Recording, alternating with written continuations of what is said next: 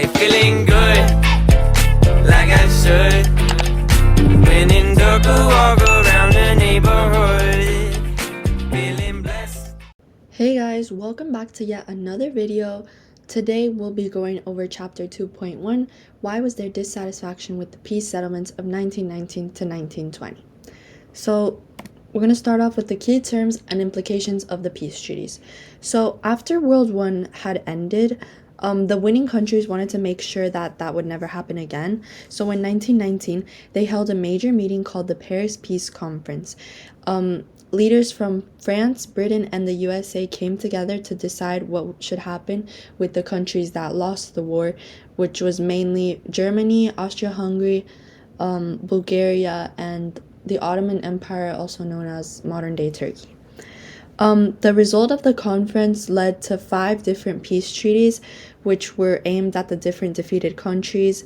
The most important of these treaties is the Treaty of Versailles, which was signed with Germany, and the treaty was very harsh on Germany because it made Germany accept full blame for the war in the war guilt clause.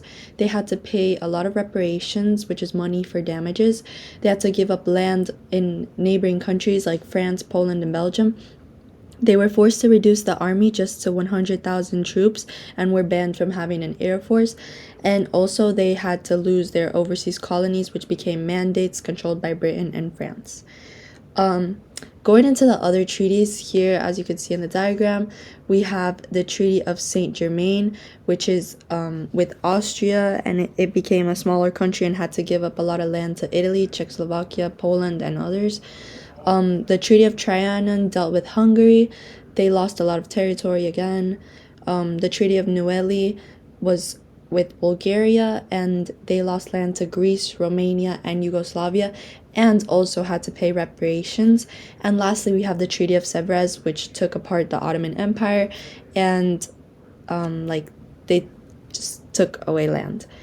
All the treaties had a lot of consequences, and a lot of new countries were created, like Poland, Czechoslovakia, Yugoslavia, and like the borders, like they still didn't have a clear understanding of like the ethnic groups and everything. So when they split the borders, it wasn't like good, and it caused a lot of problems in the future, but I'll get to that later.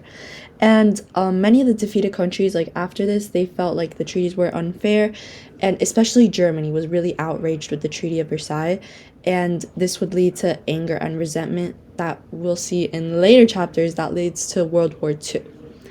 Okay, going more into the reparations, basically reparations was money payments that the countries who lost the war had to pay for all the damage that was caused during the fighting. Since most of the fighting happened in France and Belgium, there were a lot of towns and farms and stuff that was destroyed.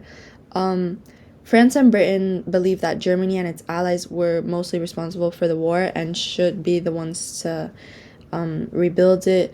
Here you can see like 2 images depicting like how the reparations burdened the German people, and they had to pay 6.6 billion euros, or pounds, sorry. And this was a huge amount because Germany's economy was already like weak after the war, since war is an expensive thing. And there were meetings in reparations committees or something that German leaders were like saying it was impossible to pay. And also there was a British economics named John Maynard Keynes who was at the Paris Peace Conference, and he said that these types of reparations would ruin Germany's economy and lead to inflation. So yeah, basically these reparations were like a really big burden on Germany. Then we have the reactions of the victors and defeated powers. Well, as we already know, like not everyone agreed on how peace after the World War should be handled. And yeah, so basically France, where much of the war had taken place, they wanted to like take revenge, and Clemenceau wanted to make Germany so weak that they could never like do such a thing ever again. Wait, I think I have, okay, here. Britain, like they wanted to be balanced, like they didn't really like want that much of a harsh punishment, but they also didn't want to let them go easy, but they didn't want them to like ruin their economy because they still wanted to trade with them. And lastly, we have United States, which was led by Woodrow Wilson, and he like suggested these 14 points of peace to like be peaceful, and he didn't really want to like punish Germany that much, and like yeah, like he was just like a chill dude. And his ideas were actually kind of ignored because like Europe didn't like they didn't like USA didn't want to be involved in European problems, and like they USA like refused to approve the Treaty of Versailles, and then they signed like a different peace treaty. Germany was really upset that they weren't like that they were being put with all these burdens and like all like the war guilt clause, like they didn't think they were responsible for all of this and thought it was really unfair. And yeah, then we have the problems in successor states. These included Yugoslavia, Poland, Czechoslovakia, Austria, and Hungary. Some problems within Yugoslavia was that it was made up of many different ethnic and religious groups. They had a lot of border disputes with the neighboring countries, and they had weak economy and a lot of political problems, and eventually ended up becoming a dictatorship. Poland became an independent successor state in 1918, but it had way too many political parties and like weak governments to be successful. They also became a dictatorship, and they had problems with neighboring countries. Czechoslovakia had many ethnic groups also, and a lot of them were German speakers, so this caused a lot of like problems between them and Germany. They were actually able to stay democratic and made alliances with other countries. Austria lost land and a lot of factories. They suffered from debt and inflation.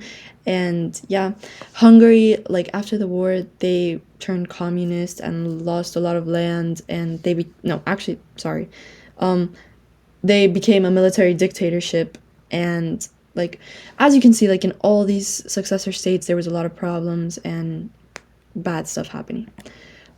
So to conclude, like the peace treaties of World War One were meant to stop more wars, but in the end, they just ended up like causing more and more problems because of the disagreements within the countries, and like instead of peace, they were just left with more tensions, which would inevitably lead to World War Two. That's all for today. Sorry I went a little fast today, but I hope it was good.